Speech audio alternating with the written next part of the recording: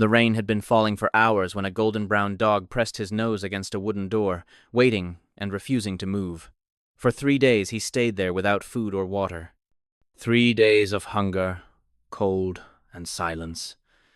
But he wasn't waiting for the person who abandoned him.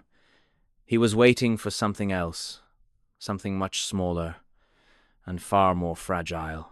3 days earlier, that same door slammed shut. A man stormed out with a suitcase and drove away without looking back. The dog ran after the car at first, thinking it was a walk, but the car didn't stop. Confused, the dog turned around and returned to the door. People leave through this door. People come back through this door. So he waited. On the first day, he barely blinked. Hunger came, then thirst, but he didn't move from the door. Dogs are creatures of patterns, and his pattern told him this door was the one place hope might return. But hope didn't come. Rain did. On the second day, the storm hit hard. Water leaked through cracks in the roof, the floor turned cold, and the house shook with thunder. Still, he didn't move. His fur soaked, his body trembling, he remained pressed against the door. Not because he expected the man to return, but because something he loved was on the other side of it. A delivery driver noticed him through the window. The dog didn't bark or come closer.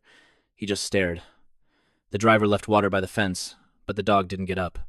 When dogs ignore survival instincts like hunger and thirst, it means emotional trauma has taken control, and this dog's mind was focused on only one thing.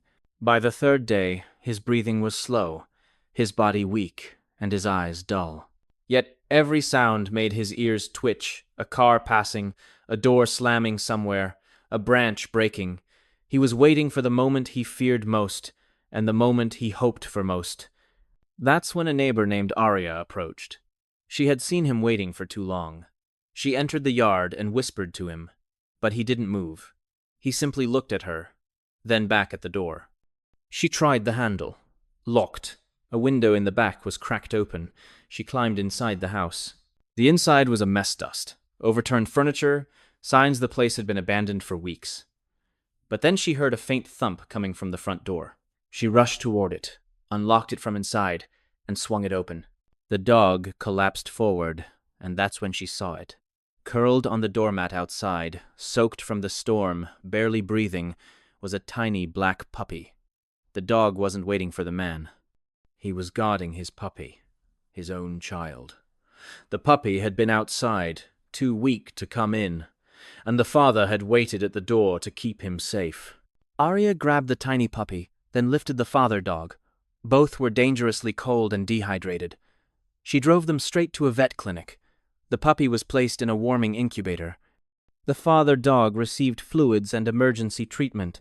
Stress and starvation had pushed his body to the edge. But when the puppy whimpered, the father's ears perked up. His body responded to a sound he couldn't abandon. After 20 minutes of warming, the puppy let out a tiny cry. The father dog tried to stand, stumbling but determined. He dragged himself toward the incubator, pushing his nose against the glass. The puppy reacted. It was the moment both began to stabilize. Dogs don't need words to communicate. Presence is their language. Authorities later learned the owner had left the property weeks earlier. No one realized 2 dogs were trapped there. The father dog had scavenged what he could until nothing was left. Then the storm came, and the puppy was stranded outside. The father could have fled, but he didn't. He stayed by the door because loyalty was stronger than survival. Arya named the father dog Atlas because he carried the weight of the world alone. She named the puppy Nova, a burst of light in darkness. In the days that followed, the bond between them grew even stronger. Nova gained strength. Atlas regained trust.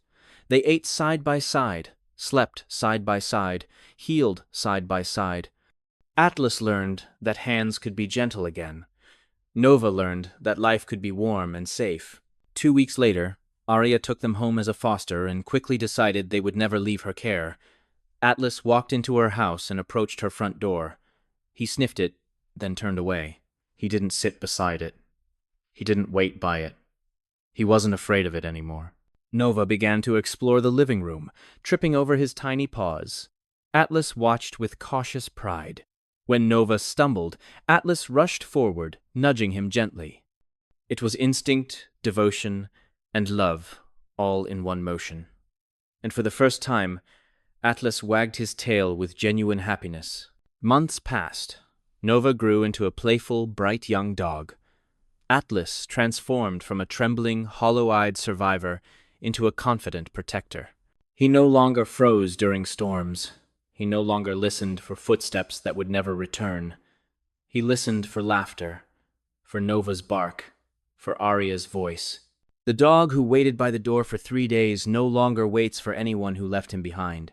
He only waits for moments of joy, for playtime, for mealtime, for Nova to tumble into his paws again. Animals don't wait because they're foolish.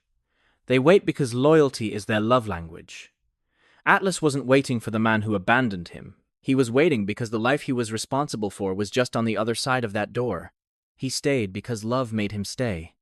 And when someone finally opened the door for him, he walked through into a life where he would never be forgotten again.